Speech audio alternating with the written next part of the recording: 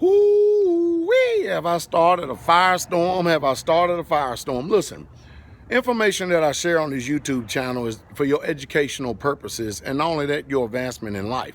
And the reason why I provide this information is because I have a proven track record of solid, good relationships, not only in the ministry, but my own within itself. Now, while I do not blame others out there for the divorce rate or whatever contributes to the divorce rate in this country right here, I do. However, and I want to, let me go back and reiterate that again. You know, for instance, in the ministry, I've got people. For instance, can you imagine this? It's literally appalling to me. It's disturbing. It is at times deplorable. Some of the conditions that people find themselves in, but it literally disturbs me to turn around and see a man who stops ripping and running in the streets. He stops using drugs. Okay. He stops misbehaving. He becomes responsible and want to become a man to take care of his duties and responsibilities of his family, providing for them.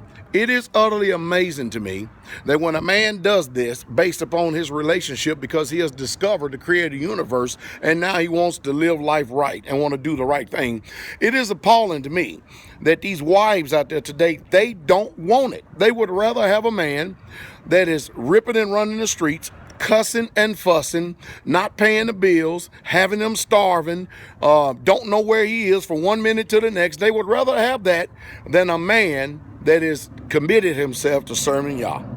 Now, you know, somebody asked me the question, how many concubines do you have? But see, this lets you know how stupid and how illiterate this particular society is. Just because I talk about a subject now, I need to ask you, how many concubines have you had? And how many concubines do you still have that you call girlfriends today? And how many of you women out there are fools to be sitting up there giving up your body for a movie and a dinner? That's pretty cheap. Now, I'll be the first to be corrected on this free prostitution. No, because today you can actually get a woman in bed out here in this world right here for probably less than $50 in a night, no more than $100. And prostitutes cost more than that, so they have a little bit more dignity than these women today. Now, don't get me wrong. I've been married 30 years, 30 successful years. So y'all barking up the wrong tree when you're trying to talk to somebody about marriage. My mother and father's been married over 55 years. And so, you know, you're talking to the wrong guy when it concerning marriage, and especially coming, you know, everything that I come from is a biblical perspective and point of view. So the issues that you have is not with me. It's with the Most High Yah. It's just that you don't know what the scripture says. So when I get on here and start talking to you about just regular old principles, biblical principles of order or morality that's supposed to be taking place in our society, you get pissed off. You get pissed off because you don't know the will of Yah, but you do know Eurocentric colonialism.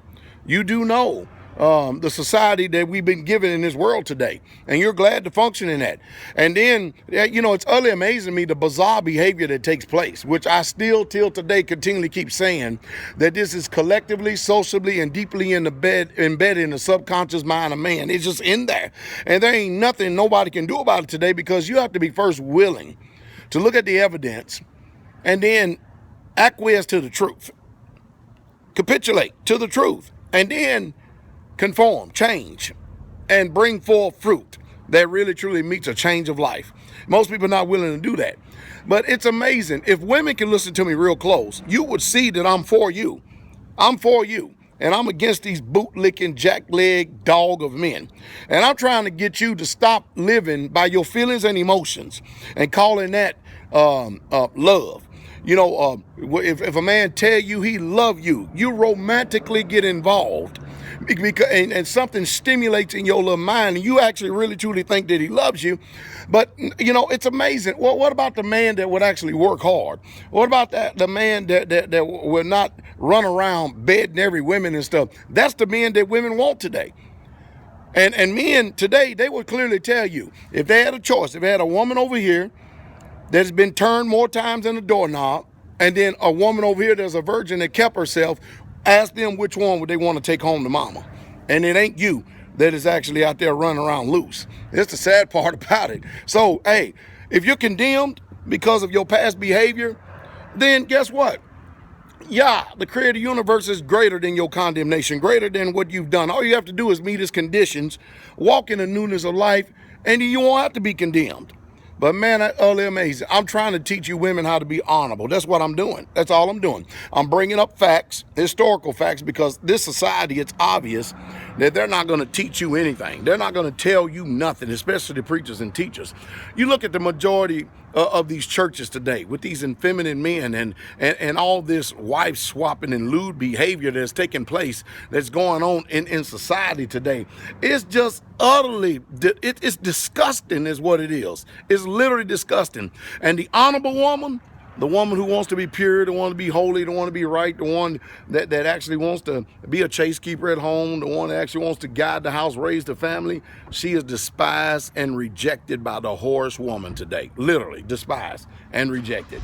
I think we've had role reversal. I think we've had a society completely turned literally upside down on its heels, to where evil has become good and good has become evil, and people today, they actually love and literally are in love with anything that has to do with a cesspool of hell and sin and debauchery and lewdness and whorish and whoredoms and everything. They just in love it and love it. Anything that is pure, holy, just, true, and right, they don't want it, and they voice their opinion and they come out hard against it. You're right. This world is not even worthy of real, true Israelites. They're not even worthy. This world is not even worthy of people like myself and those who have obeyed the law, statutes, and commandments and walk in the newness of life. Then I had a critic on there and say, well, he always seems Old Testament. Well, let me quote something over in Timothy that Paul said. All scripture and New Testament gospel, as well as letters, Paul's letters, is not scripture. Scripture has to do with the law and the prophets.